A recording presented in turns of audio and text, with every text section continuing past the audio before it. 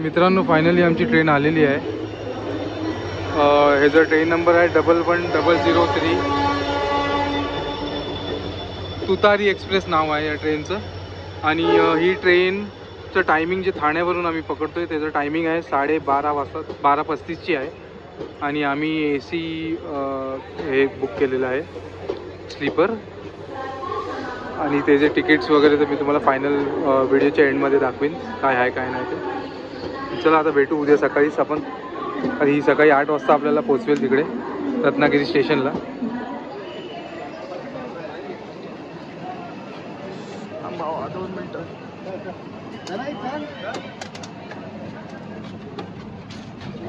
चला चला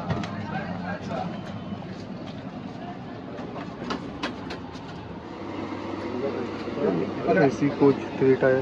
तुम्हाला चादर आणि उश्या पण भेटतील झोपायला। फायनली मित्रांनो आता आम्ही रत्नागिरी स्टेशनला पोहोचलेलो आहोत। आता वाजलेत 8:15, 8:15। तर ट्रेन जास्त डिले नाही झाली, 15 मिनटच फक्त डिले झाली। 8चा टायमिंग होता पोचायचा, पण आम्ही आता पोचलो आहे 8:15ला। तर स्टेशनच्या बाहेर पडल्यावर जसं राईट हँड साईडलाच आपल्याला जायचं। इकडनं सीडी आहे, स्टेप्स आहेत, इकडनं वर जायचं आणि मग बाहेर गेल्यावर तुम्हाला बाकीचा पुढचा रूट मी दाखवतो काय आहे काय।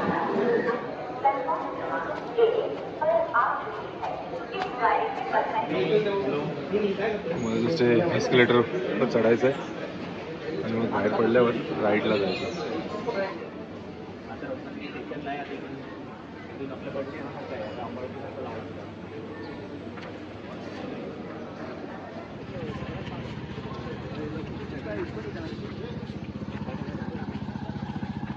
जसं आपण स्टेशनच्या बाहेर पडलो तिथे ऑटो स्टँड्स पण आहेत खूप, जे तुम्हाला बस स्टँडपर्यंत घेऊन जातील। जे जवळचं बस स्टँड आहे ते पण तिकडे जर तुम्ही चालत जायचं असेल तर चालत पण जाऊ शकता। आम्ही मोस्टली चालतच जातो, फक्त 10 मिनटं लागतात चालत। तर राईड घेतलं तुम्ही जर स्टेशनच्या बाहेर आल्यावर तर मग हे तुम्हाला हे असं एक व्हाईट कलरचं हॉटेल दिसणार आणि मग तिकडनं लेफ्ट घेऊन स्ट्रेट जायचं आहे बस स्टॉपपर्यंत। 10 मिनटं लागतील वॉकिंग। आता आम्ही ST स्टँडवर पोचलेलो आहोत। तर हा तो रूट आहे जिथनं आम्ही चालत आलो आहे। ऑलमोस्ट 500 मीटर असेल इकडनं यायचं तुम्हाला स्ट्रेट। आणि जसा हा रोड संपेल त्याच्या अपोजिट साईडलाच आपल्याला आपला बस स्टॉप आहे। तर लँडमार्क म्हणून हे बिल्डिंग्स लक्षात ठेवा, त्याच्यात समोर आपल्याला थांबायचं आहे।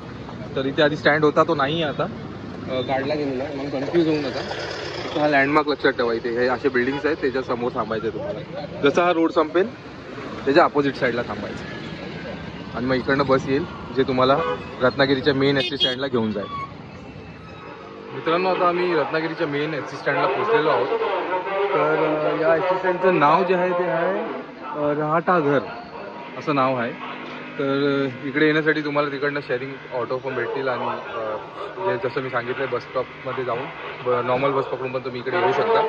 आणि इकडनं जे तुम्हाला रत्नागिरीला जायचं आहे ना त्याचं जे टायमिंग आहे, सध्या आम्ही लेट झालेलो आहोत कारण आम्ही दरवर्षी सकाळी 6ला इथे टच होतो, पण यावेळी ट्रेनची आम्ही लेटची घेतलेली, त्यामुळे आम्ही स्टेशनलाच 8 वाजता पोहोचलो। तर त्यानंतर इकडे येता येता आम्हाला 8:30 पावणे 9 झाले।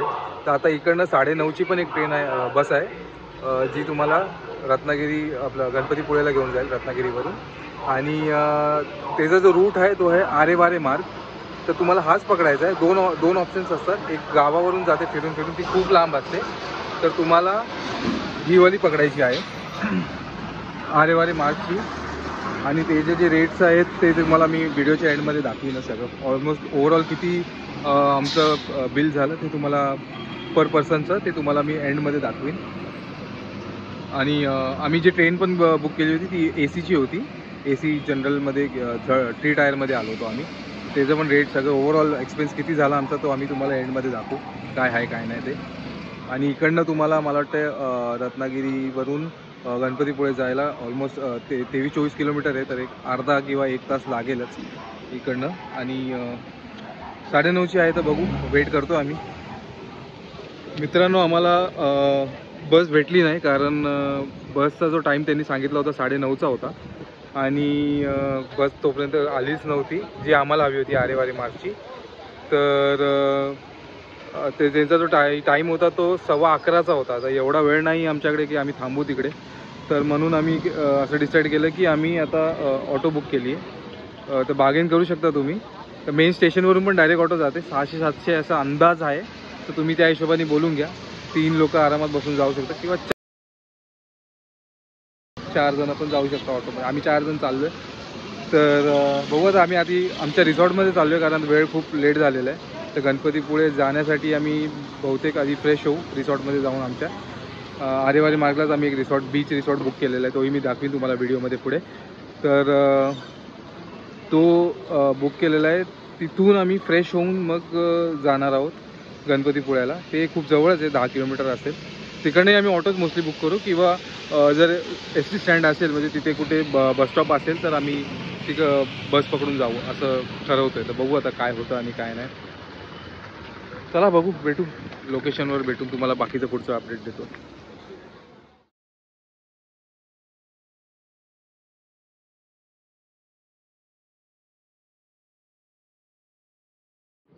तर आपण आता रिसॉर्टचं व्ह्यू पूर्ण रेकॉर्ड करायचा प्रयत्न करूया. यावर तुम्हाला नंबर दिलेला आहे, हवं तर तुम्ही कॉन्टॅक्ट करून रेट्स वगैरे विचारू शकता. अवेलेबिलिटी आहे की नाही रूम्सची ते विचारू शकता. तर चला बघूया, स्टार्ट करूया.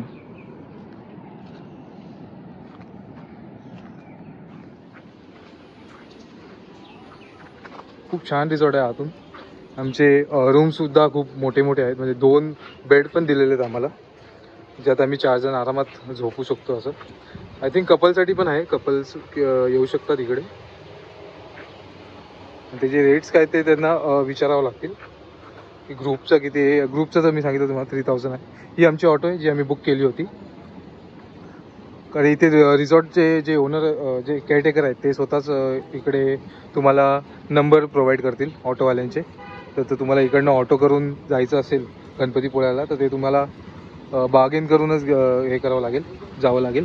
कारण आम्हाला जे चार्जेस पडले ते आहेत 500 रुपये ऑटोचे, जाऊन येऊन रिटर्न.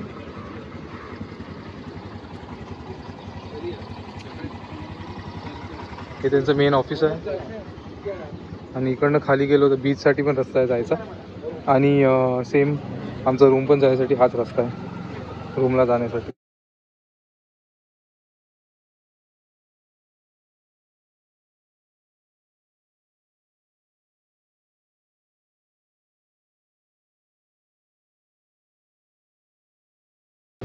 जेवण वगैरे सगळं इकडे आहे, पण एवढंच आहे की ॲडव्हान्समध्ये तुम्हाला सांगावं लागतं काय आहे ते. सेक्शन्स रूमचे आहेत.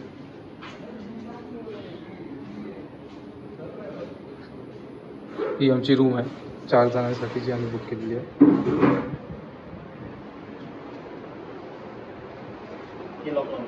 हां मी येतो. 2 बेड इथे, 2 बेड, एकामध्ये 2 जण झोपू शकतो. प्लस इथे 4 जणांसाठी आहे आमची. आणि इकडे इकडनं व्ह्यू पण दिसतो.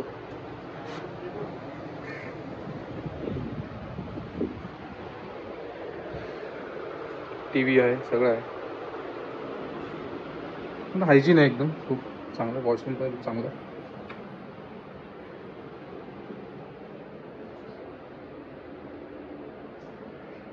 गरम पाणीसुद्धा येतं ह्याच्यात.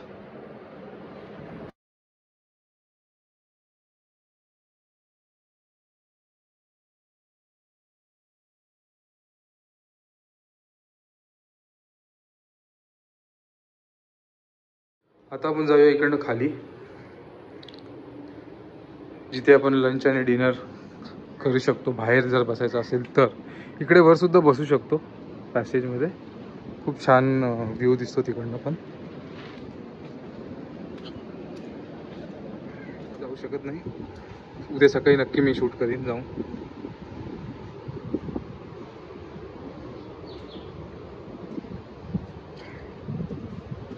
ते चिल मारण्यासाठी जागा दिलेली आहे, लहान पोरांना खेळण्यासाठी वगैरे आहे जागा. इथे अजून रूम्स अवेलेबल आहेत, भरपूर आहेत रूम्स. आणि हा एरिया आहे चिल मारण्यासाठी. लंच आणि डिनर वगैरे सगळं तुम्ही इथे आरामात बसून स्पॉट व्ह्यू एन्जॉय करून जेवू शकता. सध्या पाऊस आहे म्हणून लावलेलं आहे.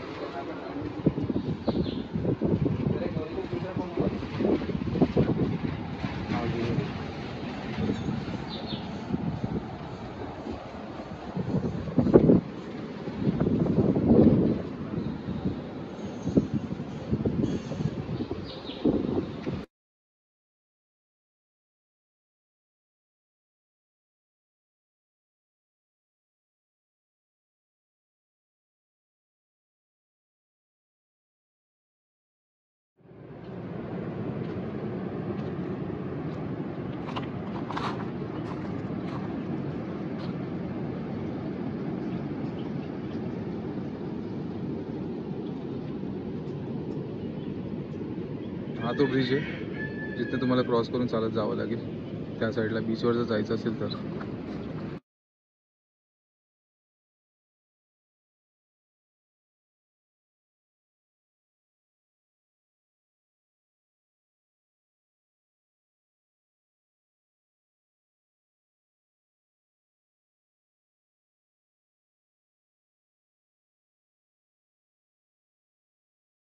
आज आहे शुक्रवार, तर आज गर्दी नाही आहे, पण शनिवार आणि रविवार बहुतेक गर्दी असेल.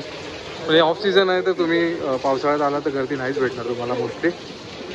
हे बेस्ट सीझन आहे येण्यासाठी तसं बघायला गेलं तर.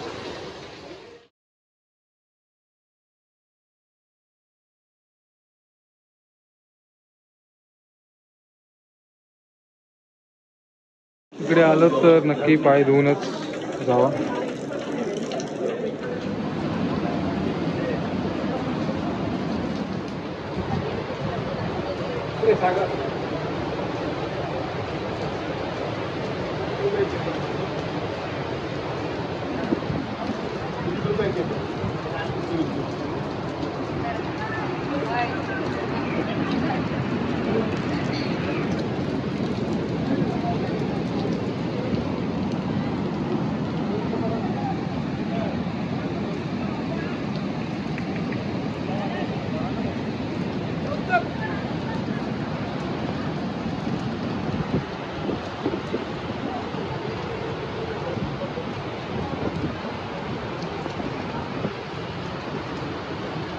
इकडे प्रसाद म्हणून जेवणसुद्धा भेटतं, तर ते तुम्ही इकडे येऊन जेवू शकता.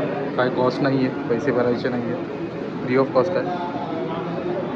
येऊन इथे जेवू शकता.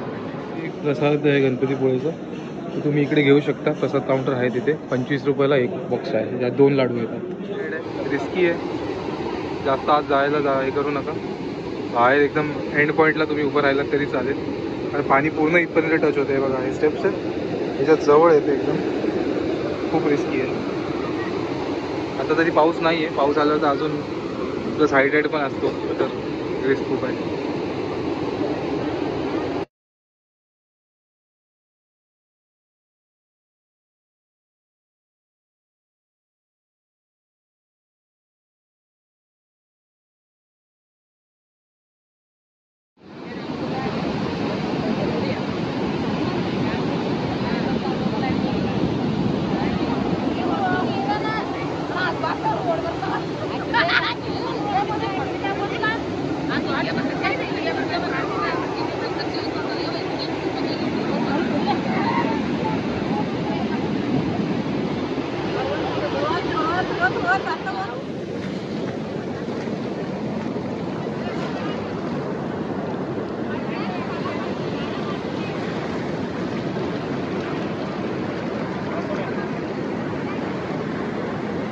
ठाणे स्टेशनवरून आम्ही ट्रेन पकडली, जी 12:30ची होती.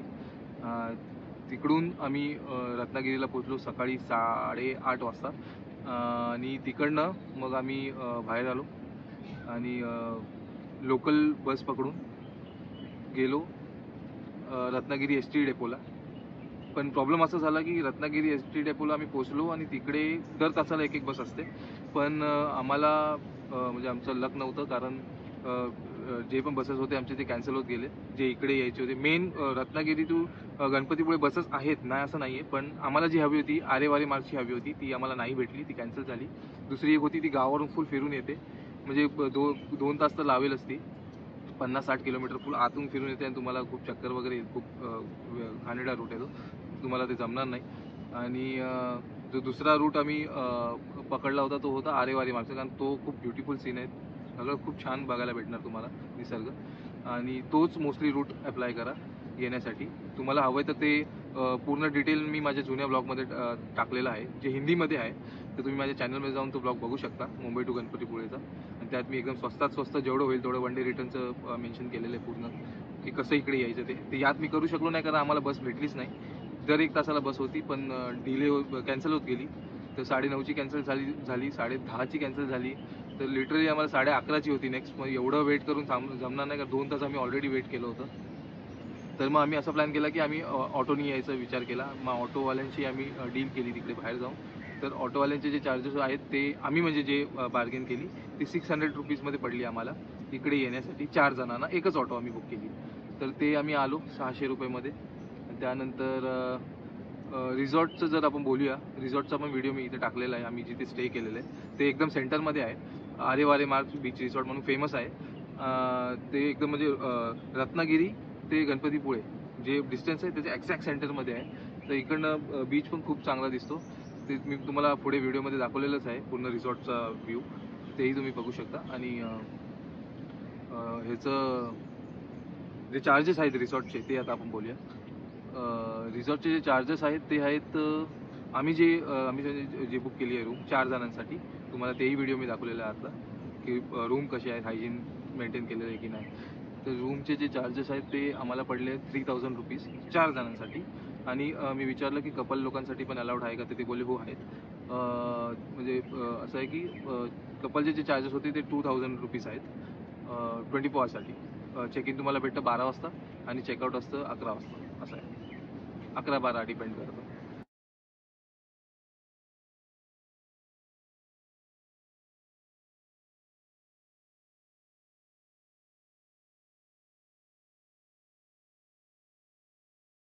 बोलू शकता की आम्हाला तू ऑटोवाल्यांचे नंबर द्या, ते लोक प्रोव्हाइड करतील. आणि ऑटो जर तुम्ही बुक केली तर इकडनं रिसॉर्टवरून गणपतीपुळे जायला आणि परत तिकडनं रिसॉर्टला यायला, कारण ऑफकोर्स तुम्ही इकडे जर आलात तर तुम्हाला गणपतीपुळे दर्शन घ्यायचंच आहे. तर मग इकडनं तुम्हाला जावं लागेल आणि परत यावंच लागणार.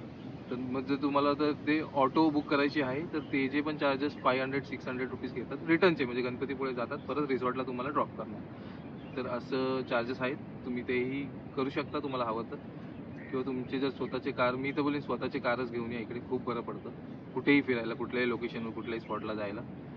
तर ते हे करा, बाईक किंवा कार घेऊनच या इकडे, आरामात येतील इकडे. काही म्हणजे असं चढाण वगैरे असं काही नाही आहे, नॉर्मल रोड्स आहेत, खूप छान आहेत. तर तुम्ही येऊ शकता आणि स्वतःहून एन्जॉय करू शकता.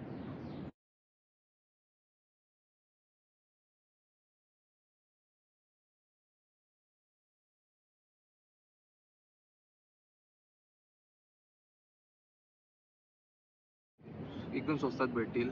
एक अंदाज बोलू तर 500, जर तुम्हाला फक्त फ्रेश होऊन निघायचं आहे तर तसेही ऑप्शन्स आहेत.